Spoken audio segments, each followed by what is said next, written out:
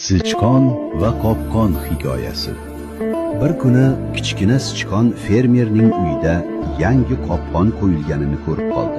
U qattiq qo'rqib ketdi va darhol tovuqning oldiga yugurib bordi. Uyga qopqon qo'yishibdi.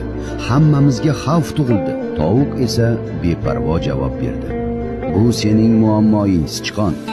Menga buning hech qanday aloqasi yo'q. Sichqon keyin qo'yning oldiga bordi. Iltimos, yordam ber.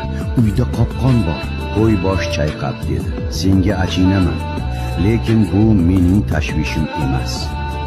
Shunda sichqon sigirning oldiga yugurdi. Sigir, uyga qopqon qo'yishibdi. Sigir kulimsirab javob berdi. Bu men uchun hech qanday xavf emas. Kechasi esa kutilmagan voqea yuz berdi. Qopqonga ilon tushib qoldi.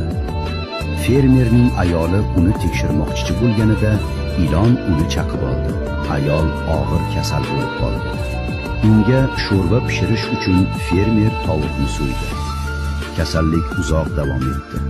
Qarindosh urug'lar yordamga kela boshladi. Mehmonlarni ovqatlantirish uchun fermer qo'yni so'ydi. Ayol vafot etgach, dafn marosimi xarajatlarini qoplash uchun fermer sigirni sotishga majbur bo'ldi. Butun bu voqealarni esa sichqon devor tirqishidan jimgina kuzatib turardi. Birovning muammosi hech qachon faqat uning o'ziga tegishli bo'lmaydi.